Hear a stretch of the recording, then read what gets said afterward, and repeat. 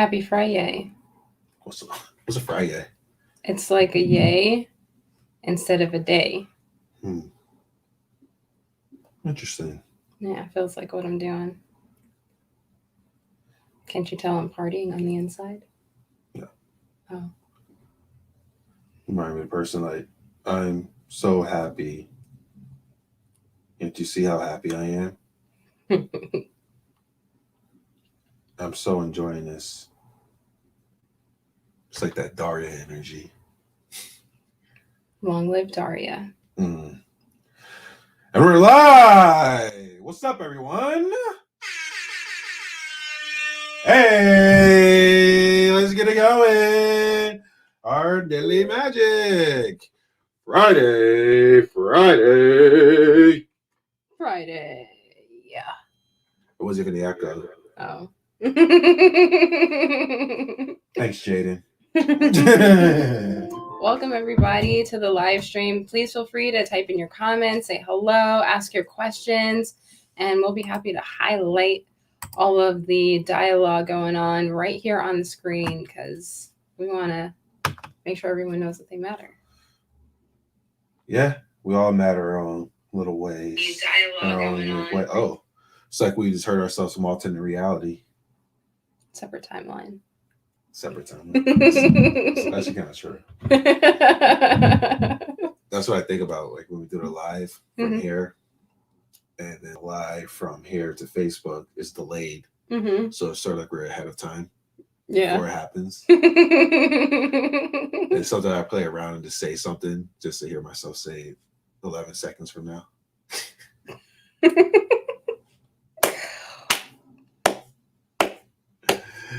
What's our icebreaker today? We are the icebreaker. But it's like, that's what I want to talk about. Yesterday, our conversation that we had, in which you was like, yeah, I want for you to have more patience with me. And you were talking about the scenario of something that you have learned as a child of how to do something, and you're reprogramming to do it a different way. And the process of doing that, that part of you that was programmed as a child still shows up. And having a conversation, like a full open conversation about it, allowed that to get put into the space. And also other factors. And it's like, oh, okay, totally understandable from that. But it's perfect because the icebreaker right there is like the labeling that can go on when you don't have the full spectrum of the story, or the full spectrum of what is really happening from the other person.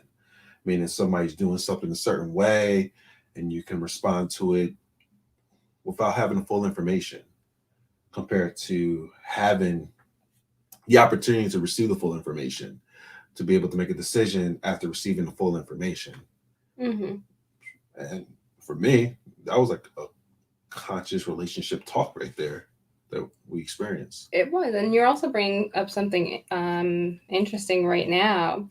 And that is like when to like really think like when I'm responding to someone, am I responding to the story or am I responding to them as a human being? You know, am I responding to what I think that the narrative calls for next? You know, it's like, oh, well, now I have the whole story so I can continue that narrative.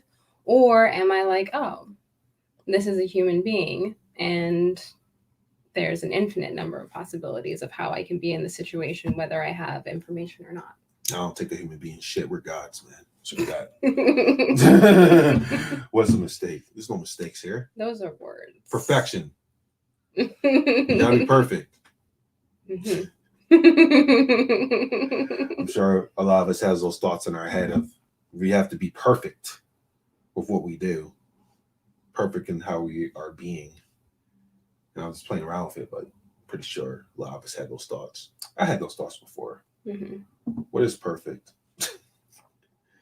Everything or something? Or nothing. What is nothing? Something. Yeah. It's like one of those things. You can't have nothing without something. Have something without nothing.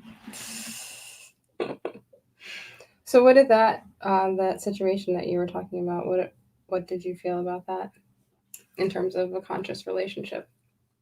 Being able to have a space to have that conversation like that, to allow that conversation to unfold the way it unfolded, Mm-hmm. but also to be able to express like, okay, this is how I'm feeling right now. This is what I'm feeling for this. And the thing that I loved was when I said, how can I support you right now? Mm-hmm. Which is something that I was saying in the previous episode of asking your partner or potentially asking your partner and trying out, like, how can I support you in a moment? Because from my own experience, what I need as support in a moment is different than what I need support in another moment. Mm-hmm. So checking in the present moment, like, okay, what do you need right now? And you express what you needed in the moment. It's like, cool. But I'm not going to say like, oh, this is all that she needs in the moment right now. Then also she has a permission to say, I need something else or whatever Mm-hmm. in every moment. So that's what I was saying, like the consciousness, being present to how the relationship is in the moment, Mm-hmm. not being present to how the relationship was before and using that from before as right now as like tools for right now type of thing. Mm-hmm. Got it. And if, like, for me, I can also generalize. Like, I generally look to have more compassion and patience, period, in my life. So that's just something that I also do, period. And that includes myself. What does it look like for you? Does it look like for me not being or being less reactive and thinking about actually not thinking, just like being in the moment and choosing kindness and choosing patience and choosing compassion, and however that shows up in the moment. But that is something that I do generally. So yeah, there's the consideration for the moment. It's like, for me, that's a sandwich, like on top of my additional compassion and patience. Do you feel like, let's say, like you make a choice to be a certain way or do things a certain way or react a certain way to things, the universe tests you to see how serious you are about that decision? Well, if I think about it, the universe is me, so I'm testing me. Maybe it's just me asking if I'm sure. Are you sure? Are you sure? Oh, I am sure. As that says, whatever it said. I am sure. So yeah, for those, because there's a couple people listening live right now, feel free to chime in on this and share as well. What things are you doing right now? Who was that? Yeah. Hey, yeah. I always like saying her name because when I say the yeah part, my tongue rolls back. So it's like, yeah. Well, that's the God part of Yael, right? Powerful name, and she is a powerful being. Absolutely. The universe is you. That's so true. Yeah. First letter is you. Remember that saying I used to have before? Here we go. Tell me, wasn't a good saying though. So here's a saying I used to say. I used to be like, you can't have the universe without you and I.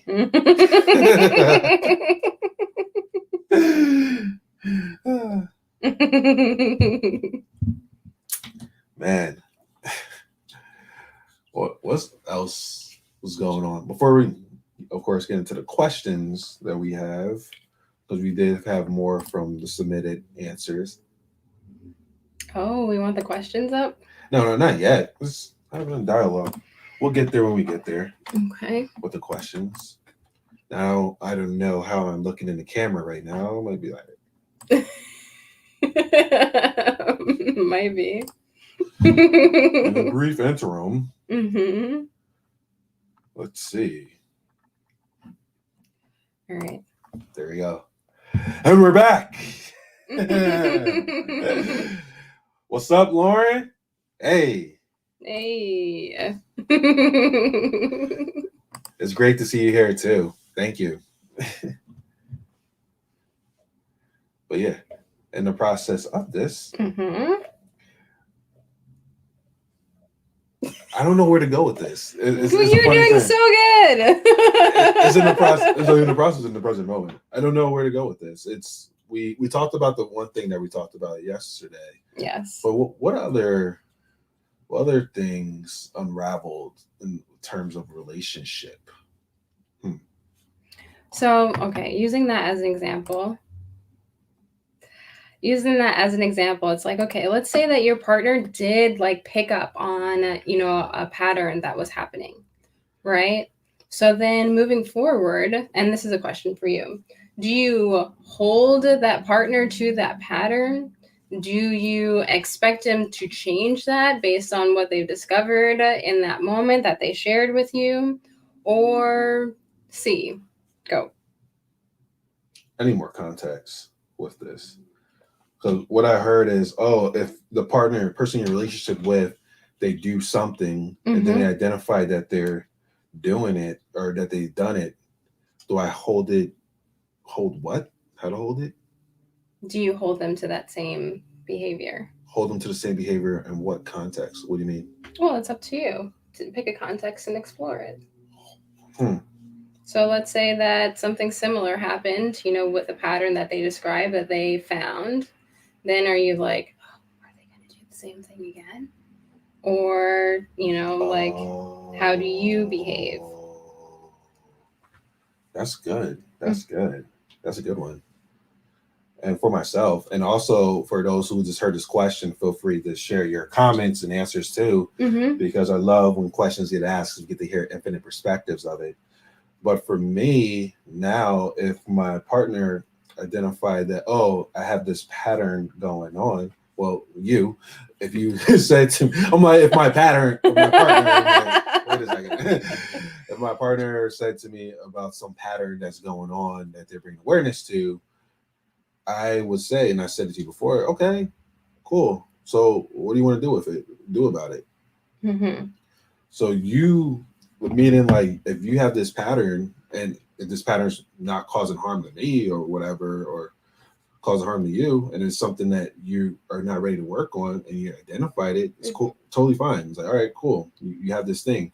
How would you like for me to support you with this? Like I did yesterday.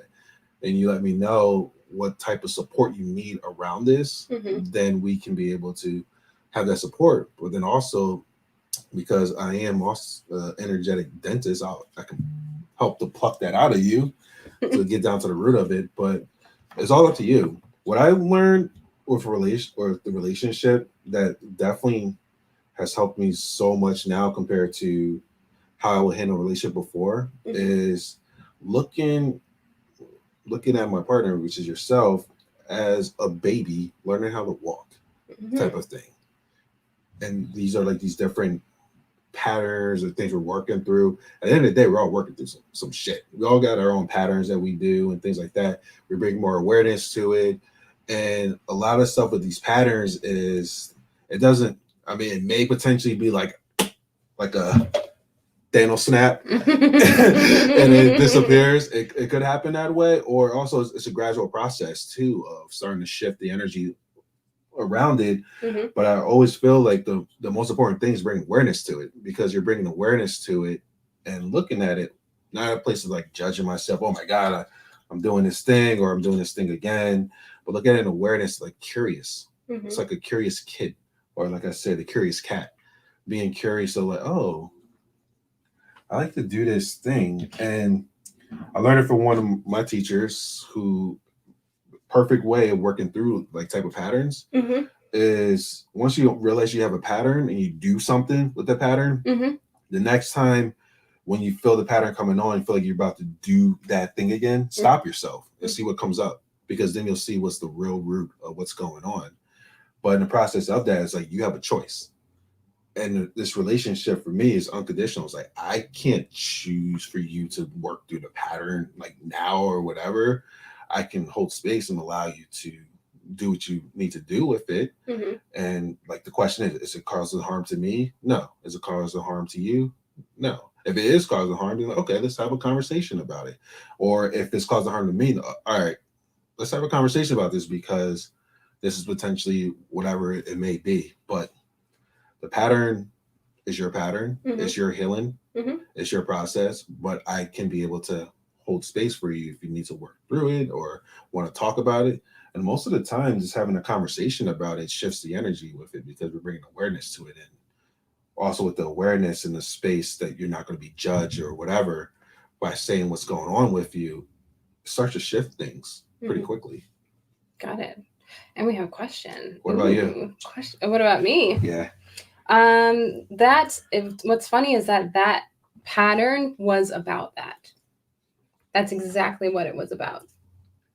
That's how it works. Right? So the pattern, just so you guys can get a little bit of the context, and I'd love to get into this question, is that like the pattern that I developed was that I didn't want to ask certain questions because I didn't want other people to experience being triggered. Even if it's something that, that is, that affects, the people. Like, I'm going to give an example, and I hope Del laughs with me. We talk about clutter all the time, and Del's like, I'm going to work on my clutter, but I'm not at him, at his neck every day. Like, what about this clutter? What about that clutter? And sometimes the clutter bothers me, but I don't say anything because I give him space to work through his stuff. And also I'm developing that I don't even like the word boundary, but where it is that I want to be vocal about it and not doing it to trigger someone, not doing it to be mean, not doing it in any malice at all. But like, hey, you had mentioned this before. I got a question for you now. Yeah. Before you even, like, let's say in the present moment of that happening, mm-hmm. let's say like a clutter or something like that, and you knew, like somebody made the declaration, like, oh yeah, I want to work on this thing. Mm-hmm. Why do you already put the notion like, oh, if I do this person is going to get triggered or something like that? Nah, good listening. I did not say that. Well, you just said the part of potentially triggering. I said, what if? Okay. I said, what if? But that's not an assumption that I have. The whole point of it is that I don't make an assumption. The whole point is that I let the person deal with it however it is that they want to deal with it without me getting involved. And that I choose where it is that I get involved very carefully. That's good. And like with that, now my question to go even more. And we got a question in the chat. I know. We're gonna get there. We're gonna get there. I just wanted another question about that because it's unraveling because it's pretty cool to ask a question. When do you feel potentially like in that type of scenario that you do, like, okay, I don't want to potentially trigger this person, so I'm not going to say this thing, but it bothers me somewhat. Mm-hmm. So when does it become like that point in which like this is like it's like for me it seemed like, oh, this is how I presently feel about this thing or expressing how I feel about it, and also this person had this conversation with me and how they want to work on this thing, and I see the pattern unraveling right now, type of thing. And you said sometimes it gets bothersome for you. So this is coming 100% full circle and totally segueing into the next question. You ready? Okay, cool. That's how it works. So full circle is that just like you said, I can't work on it for you. Yeah. You got to do the work on it. Yeah. And also I said that I'm practicing more patience and compassion. So the more that I'm practicing my patience and compassion, it works on itself. Exactly. Ready for the question? Yeah. Okay, cool. Question says, what if one person sees their partner's non-serving pattern and their partner is defensive or resistant or refusing to address or change it? And how does the seer hold space to witness their beloved self-sabotage? Go ahead. Go ahead. I'm going to start. I'm just going to represent the first part because this is really great. So what if one person sees their partner's non-serving pattern and their partner is defensive or resistant or refusing to address or change it? And that's kind of like what we were talking about, asking how would you like support with that? Especially if that person has brought it up, before, like, hey, I do this, then you'd be like, how would you like support with that? And if they haven't brought it up, then one of the great tools that I've personally learned is to use I statement, like to take it 100% off of them, because this is coming from my perspective. This is something that is, that is affecting me. So I could say, by this happening, I feel this way. And it's actually, we find that we're the ones who are wanting support with that. So I'm looking for support dealing with self-sabotage being present. And that takes everything off of the other partner and puts it back into your court. And then you get to decide how it is that you want to be with it. So that's a big one. That's just one of the ways that I've found to deal with it. What about you? I like the part. These are really good questions. Yeah, because I'm looking at it, I see the non-serving pattern. But if it's for me, like what I see is like if this what's happening with your partner is bringing up emotions out of you, yeah, it's actually serving. Interesting. Serving in a way that we're not able to see it in the moment because it's bringing up emotions in us. But also in like relationships, you want the best. We can see the potential in our partner, and vice versa type of thing. And we have this potential of seeing this potentiality of what this person could step into. And also we want the very best, especially when we really love somebody, we want the very best for them. So when we potentially see them doing something that may not be in their best, as we know they're capable of, we're going to feel some type of way towards it, or we could feel some type of way towards it. And one of the, I think for me, one of the potential toughest things was to become detached from those parts of the journey of the relationship. Not detached in a way like I'm bypassing it, because if my partner's doing something that's bringing up emotions in me, it's like what you said of, oh, these emotions are coming out of me from what this person is doing. It's not this person. I got these emotions in me right now, and I'm going to be present to these emotions right now.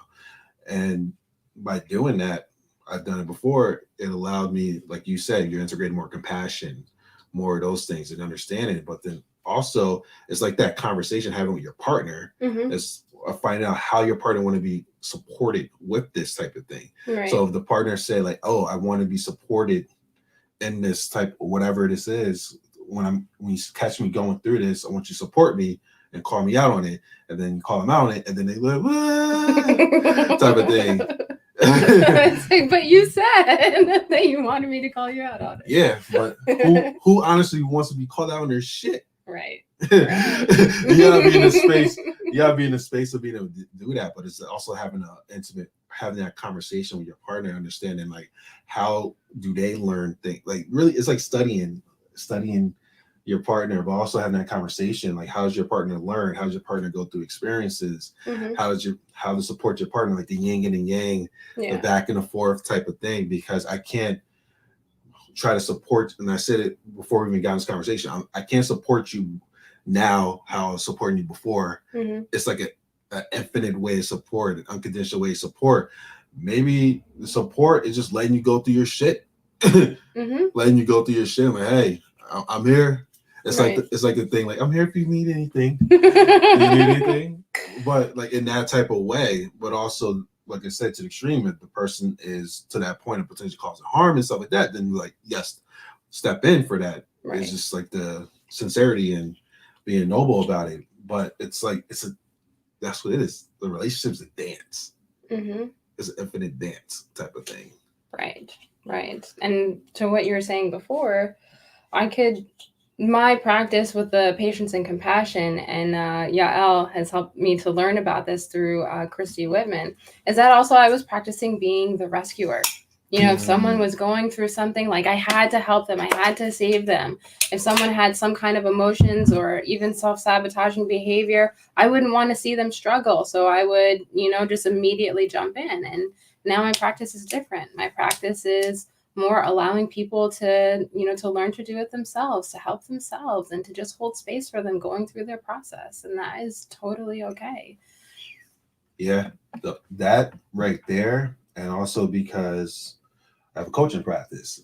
And the most beautiful transformation is holding space, allow the person to find out for themselves. Compared to for me saying, and it gets offensive. If somebody's in their stuff, why would you want to like pluck them out of it? Okay, here's your answer. No, they're not going to get the full thing. They may be like, oh, I know. Because like for myself, somebody tells me something and I didn't get the aha moment for myself. It's like, okay, yeah, cool.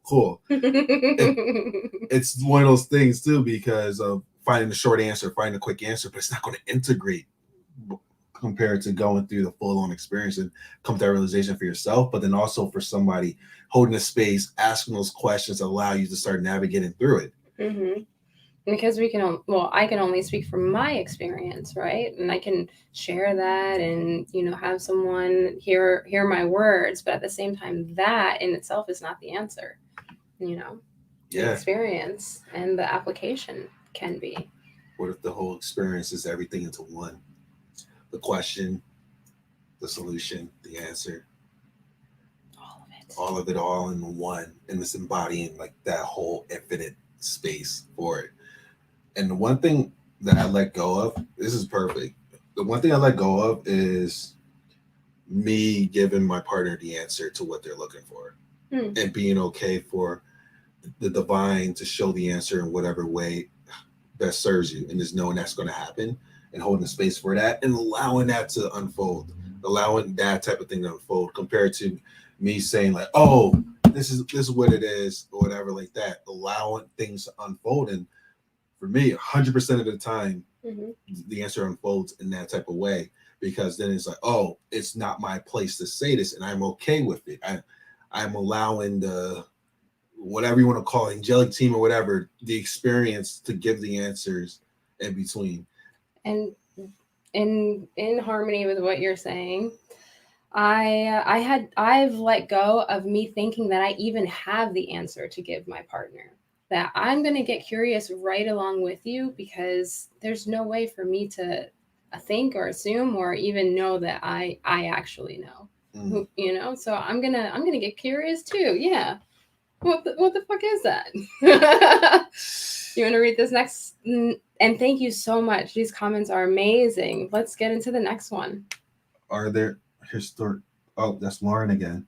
Are there historic important or historic stories or historic studies important on balancing the masculine and feminine energy, which can help our evolution as humanity? Ooh. Absolutely.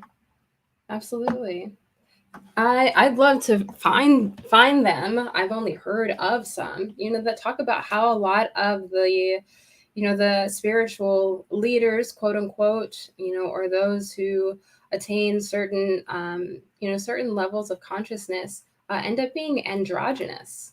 You know, end up looking like, you know, taking on the physical manifestation of even, you know, appearing, you know, to really harness both energies. So there's definitely a lot into it. I can't say that I know exactly. I've just, you know, YouTube videos. Yeah. This is a great question, because my curiosity about this, about like the different energy, masculine and feminine, is, I think I said it to you before, and this is just my perspective for just doing my research and things like that. It's like, and this is the way I always ask a lot of questions. I'm like, does God determine his or its energy as divine or as masculine or feminine type of thing? And also because of the fact of listening to my boy Kevin Samuels and things like, and these type of guys, they say like, or they say like, oh, it's very masculine to be a provider, or a very masculine to do that, or it's very feminine to be a nurturer, and these type of things. And for myself, and also I heard it from just having conversations with some other men and things like that, they felt like, oh my God, like I can't I can't be so nurturing because that's not manly like or whatever. I can't show my emotions because that's not manly like or masculine. Like I gotta be the provider, I gotta go get it and those other stuff. And I was saying to you, whenever we had this conversation, I'm like, what if like there's a relationship in which both partners put on the roles that are needed in each moment and they accept the energy because it's like a fluid energy, that fluid yin and yang. There may be a moment in which I have to be the more of the provider for you, the protector, and things like that. There may be a moment in which you have to do that. There's a moment in which I need to be more nurturing to you, and then vice versa type of thing. And for myself, I'm like, I dip and dab in like every single thing because I'm just in the moment of like, all right, what's happening in the present moment? All right, this is the type of thing that needed this co-creation. Oh, let me step into this thing, and it's like I don't think in my mind, or I don't think about like, is this masculine, is feminine? It's like I'm just being in the moment. I'm just doing it. Right. Yeah, I hear you. But it's great because like these type of things that are here in this physical world, like the masculine, feminine, femininity, energy, things like that, is explained in a way to bring context to it in this form as a human. So we have these words and these terminologies to be able to use. But like for myself, I just dip and dab. Like, okay, here. I can't explain it. I'm just in the moment and just do what needs to be done for the highest involvement of everyone in the moment. Perfect. And for the record, every time you say dip and dab, I think of Bill Cosby. So. Dab and do pudding pops. I would like to talk to you about the conscious relationships, you know. You see, when you balance the energies of the both sides of the equation, the relationship can be smooth and creamy like a Jell-O pudding pop, you know.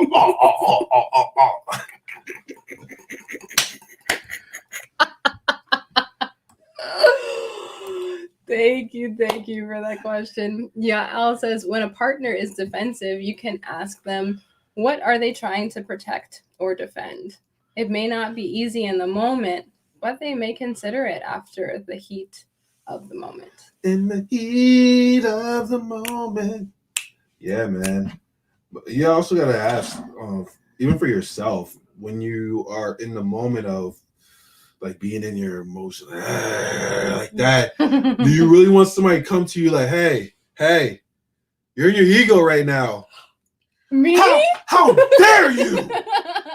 Because it's like more fuel to the fire type of thing that's going on with that. Right. So it's like those things of the right moment of saying those type of things. So it's like in those type of scenarios when you know that your partner is like really into the story, really in that egoic side. And that's we were just talking about it too. For me, the best thing of doing is just holding the unconditional love and anchor space. Like, oh, what's going on with you? And you share your stuff. Oh, really? How's that? Like, I really being curious about it, like having the conversation. And usually what happens is it dissipates. But like sometimes we just need to be heard. Or most of the time we like to be heard and acknowledged unconditionally. Like, this is what I'm doing. This is how I'm feeling. Cool. You have the right to feel whatever you're feeling right now. Let that shit out. Juju says, I use different methods to express myself with Paul. I know there are things that I do that touch his nerves and definitely vice versa, but coming from an energy of love makes a difference. Also, Juju has a big ass, you know, when we assume you make an ass out of you and me, and makes an ass out of herself sometimes. And that's okay. Juju be assuming sometimes, and she keeps learning. That's the key. Learning. Yeah. 100%. Yeah. And bringing that awareness to it, what she just said of how she is, and bringing that, and also how her and Paul, how their relationship is. And that's the one important thing as well. For me, what I feel a conscious relationship is your relationship with your partner, of you guys being present to each other and your type of dynamics and relationship. and not from like how somebody else may say a relationship needs to be and things like that. Mhm. So like, what works for you? But also like a conscious relationship is the expanding involvement, the evolving that's happening. Is your partner evolving with you, or are you evolving by yourself type of thing? But either way, it's like the more awareness that you bring Mhm. into the relationship, the more awareness that's going to be brought into the relationship. Yeah. And when you say that, like, I like to pull Adele. You know, when we're talking about the relationship, we're talking about your relationship, you know, your relationship. How it is that you're relating, period, is what you bring. It's what you bring wherever it is that you go. It's what you bring when you're by yourself. It's what you bring when you're with another person. So to check that also gets down into the square root of things. So that way you can expand from a place of something that is really awesome. Yeah. It was just reminding me, I was thinking about just times in a relationship in which like we would have heated arguments and things like that, in which is like, I expect you to be this way. This is me just sharing like my beliefs at that time. I was sharing it. It's like, I need you to be this way, so that way I don't have to deal with my shit. Okay. So when you're not like this, it triggers me because I don't. It's bringing up these emotions in me that I don't want to do. I want to rely on you, but also wait, it's wait, like, wait. Let me continue the dialogue. yeah. They're like, okay, I got it. I will do the best that I can. 3 days later, why don't you talk anymore? a few days later. A few days later. But yeah, it was interesting at those times because like having those discussions, but like just really bringing awareness to like I actually had an expectation for what I was expecting out of the relationship with you. Mm-hmm. But even deeper, it came to the point of like, oh, I had some expectations that I want with the relationship with myself. But it was like, I need you to appreciate me. I need you to love me. I need you to be here with me. I need you to put up with whatever I'm going through. I need you here so I don't feel lonely. But then it's like hearing those type of stuff. It's like I'm saying it to you, and this is why they say the mirror. Just imagine just going to the mirror and saying the same things that I was saying to my partner. Wow. That's deep. That's real deep. I'm pretty sure this is nope, that's Lauren. Yes, true. The rescuer jumps in, especially for women, I believe. Oh, men too. I've been rescued plenty of times, and also been getting rescued. A lot of relationships I got into, I would say, the person saw the expectation or saw the potential in me, and I was telling you about that. I was like, I would just get. So truthfully, be honest, I was getting relationships because the girl felt good and I wanted to bang her. So, and then get into a relationship. Okay, we've been having this casual encounter for a little bit, so let's just take it. Let's see what happens. And then here I am in a relationship. But of course, like you, I was like, I'm actually done with dating. But for some reason, I was like, she seems cool. She used a lot of big words. She looks smart. And she's cute. 6 years later. Damn, 6 years. Almost. Well, let's keep going with these awesome comments. Juju says, I do like it when Paul calls me out on my shit, honestly. It's the way he does it and how he comes from love that makes it all good. And then sometimes he lets me go through my own shit myself, which is cool too. Paul is a very wise guy. You want to read this next one? What's the next one? Oh, hashtag goals. Balancing masculine and feminine studies. Let's remedy it together. I feel this is important. I just read in a sacred text, the divine is genderless, but in human form, the balance is quite important for our feelings of wholeness. Yes, we do surf in and out in more or less masculine and feminine. Laughter is so divine. Thank you for that, Lauren. That was powerful.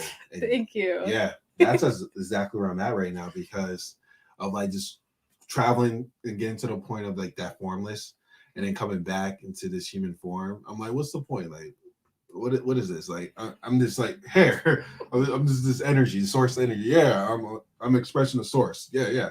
But when I brought it more into context, and more recently, like this year, I started integrating more like, oh yeah, I am a 35-year-old African American male in New Jersey that's married to African and all the other stuff that you have within you, woman. But also, I'm a husband, I'm a father, I am a son, I'm a brother, I'm a friend, I'm this, whatever. I'm all these different types of things. And at first, I was thinking about these roles like, what's the point of these roles when like I know what I am. What's the point of these roles? I was looking at it in that context, like, what's the point? Mhm. But then I realized that, oh, the point is, okay, you got to the mountains, no pun intended. You got up to the mountains. Now it's to bring it down so people can be able to experience this in all these different roles that you play. It's a different type of thing in which it's like Jesus said, be in this world, but not of this world. It's like I'm in these relationships that I do have, but then it's like, what is in the relationship? Mm-hmm. Yeah, all of that. And also, who said it? Ramdas? We're just helping each other on our way home, the journey Walking home, each other home. helping Yeah. each other home. But like thinking about that is like every single interaction, relationship we have in our life, we actually are helping each other evolve and expand. It's like, it's mind-boggling just how synchronistic everything plays out to like help expand. And it's like all the journeys that we had like leading up to this moment, we all played a part in each other's lives to do that. It's like the craziest thing. Mm-hmm. I did a video, I asked a question in the video, was it, yeah, a couple days ago, in which it's pretty much like the roles type of thing, Mm-hmm. in which I said, oh, you know, like those moments when we, let's say we have we have this intention, we're about to go out, we're gonna go wherever we're gonna go. Mm-hmm. And then we, let's say like our keys drop or something happens in which when we wanted to go normally, it didn't happen. Mm-hmm. So now but we're like upset about it and all these other things, like because we weren't able to leave at the time we wanted to. Mm-hmm. But then we finally find our keys and then we're able to go. And fast forward, we're on the highway, we're driving, we get upset, like, oh my God, why is there traffic and all this other stuff going on our way, because we feel like we're such in a rush to get to where we want to get to. But then you find out the reason why there's traffic is because there's like this horrific accident that just happened. Mm-hmm. Now, just imagine what could have happened if you actually did have your keys on the time and you left at the time you're supposed to. Mm-hmm. Probably wouldn't be here. It's like the synchronistic like stuff that happens. And like for me, like just talking about that, I'm like, I truly feel like it's like a guardian angel that like grabs your stuff and like moves it, that type of thing, moves it away, or even like your higher self, like when you had that one time, like you left a note for yourself in the future. Like those type of things that happen in synchronicities and things like that. But like in those type of stuff, like we all are playing a role in every moment. Yeah. And even going to the store. Like you ever get curious, like going to the store and like really just say like, we all were meant to be here in this moment or wherever I'm at, these stores and things like that. And all this stuff that happened leading up to you getting there happened the way it's supposed to. So that way you can be in the space with everyone that's meant to be here in this space. Yeah. You get to experience some pretty cool shit. True. Very true. Oh, here we go. Juju says, I like this magical relationships and magically relating show, Mr. and Mrs. So why thank you. Thank you for being here, Mrs. Yeah. Thank you, everyone. These are some great questions. We didn't even get into the other questions yet. Amazing questions. Yeah. And of course, I appreciate you bringing up the the instance from earlier. It's great to re-presence that with some additional awareness. Which one? Never mind. No, I'm just kidding. The chat that we had and bringing that to be able to talk about that, because that was really good. Yeah, I think that's the cool thing too of like this dynamics that we have, like dynamics we have in a relationship now, in which we give each other the space and availability to like do your own inner work. And also when there's time, like, oh, I would like to spend some time with you, or like that, we actually spend time with each other and be present to each other. And doing that, it makes this more effortless because like it's like I'm taking care of myself. I'm doing my practices, Mm-hmm. and I'm showing up differently Mm-hmm. because like I don't need anything. I'm showing up in this to like just see what happens. It reminded me because the dynamic before was like I would show up with an agenda, like, okay, I need this from you, or like I'm gonna do this one thing and I'm expecting you to do this for me, Mm-hmm. type of thing. Like pretty much conditional loving. Mm-hmm. And it's that. It's interesting because just thinking about that and bringing more awareness to that is just how many conditional relationships I have experienced in my life, Mm-hmm. in which I needed to be a certain way or I needed to be a certain way differently than how I was, so that way the other person will love me or accept me and things like that. And I willingly gave it. It's my choice. I could have said, no, you can't accept me for where I am. Fuck you. With love. But the conditions, like those conditions and expectations and stuff, expectations most of the time lead to disappointment because you're expecting the universe to be a certain way. I think it's fair to say that it always leads to disappointment. But even that, because like manifestation, you're expecting It's some. like but that's unattached, so it's like a little bit different. Is it?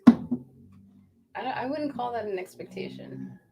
I would call that manifestation. But they said, or some of the spiritual teachers or some of the teachers for manifestations and stuff, they said you have to expect this thing.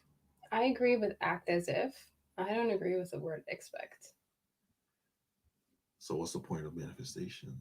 Well, the point of manifestation is, in my opinion, you're asking me, in my opinion, is to collapse the understanding of the time that it takes for something to manifest. Because it really doesn't take any time for things to manifest. Time is just a construct to allow us to experience our worlds the way that we do, right?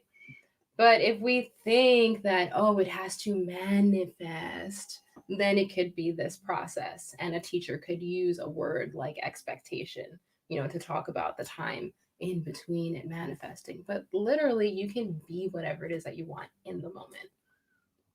Be all that you can be. My opinion. That's why it says, I am that. I am. Just be it. And it's here. Is it? So what about the people who expect or wants or I am? Never mind. Answer my own question. You know what it was. It's the manifestation expectation. So it's like I am rich, but then like you're expecting the rich to show up in the money form, but then in your not, way. you're not aware of the richness that's around you at all times to bring awareness to it, so that way that other stuff can show up for you. Yeah. So I already answered my own question, type of thing. Juju says that type of communication is very important, especially with two, dare she say, overachievers and go-getters that are married/connected. It's a balance. We get to work our dreams while still making and spending time together, being each other's dream boat. Juju, on your words, that just gave me chills. That is so endearing. Right? Thank you for this. Yeah, I gotta do it for her. Oh, it didn't work. There you go. Nope.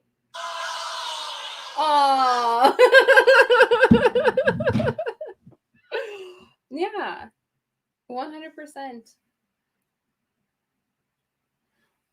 That's the part too of that foundation for a relationship Mm-hmm. as well. Like the foundation for our relationship is given that space Mm-hmm. of like you can pursue what you want to pursue, Mm-hmm. and then vice versa, and we come together. Mm-hmm. Given that freedom. And I sent you the funny video before of the guy who was playing a video game, Yeah. and the girl was like, "Oh yeah, I support my man in his 8 hours of video gaming, and I give him the food and all this other stuff. But it was pretty funny to make a meme out of it. Mhm. But I was actually saying in one of the game group, I'm like, yeah, my actual relationship, my girl's cool about play games. Okay, what did you say about the one where the person asked you what your wife got you for Christmas? Oh, what? Oh, the PS5 thing. I Yeah. forgot what I said though. It was a good comeback though. It was really good. What was it? I think he asked you what your wife got you for Christmas. Oh, you asked him or something like that, and he was like, "Oh, I got this." And then you were like, "Oh, my wife got me a PS5." And you're like, "Well, my wife loves me more than yours does," or something like that. Jokes. Yeah. Jokes. Yeah. And Dell's got a lot of really cool, funny memes on his profile on IG if you haven't checked it out. Some good stuff over there. And they're all coming back to the same point. Communication. Love. Be present. I like that. Yeah. Communication. That's one of the things in the relationship, like actively communication in the moment. Mm-hmm. The task communication. Yes. Present communication. Yes. It's so funny how every single word, there's infinite levels for it. It's just a word. Yeah. Mm-hmm. The word, energy and words. Good stuff. Thank you for being here. We appreciate you. And we'll be back again. This was such a good talk. Let's do it again together. Yeah, we're actually we'll be back on Tuesday, but then also you should announce what you got going on this weekend. Oh, this weekend is the Birth Worker Evolution Society Online Summit. If you feel called to check that out, feel free to take a look at my profile. There's a whole poster on there with all the speakers and the agenda. We're going to talk about some really awesome stuff. Listen, I'm going to promote it even more. If you know somebody that is expecting a beautiful little being, or even if you're expecting or looking to potentially have a being in the future, a little baby, you should tune in for this weekend. A lot of exceptional doulas out there, conscious doulas, that can definitely share some information. And also you can be able to share this with a friend, because you never know. You never know what somebody may be going through. Even with this one, if you guys love this one, like it, share it, tune back in. We'll be here every Friday around 1-ish, right? Yeah, ish. Yeah, 1-ish. Thank you. I love this guy. Yeah, and I love you. Aww. On that note, stay magical.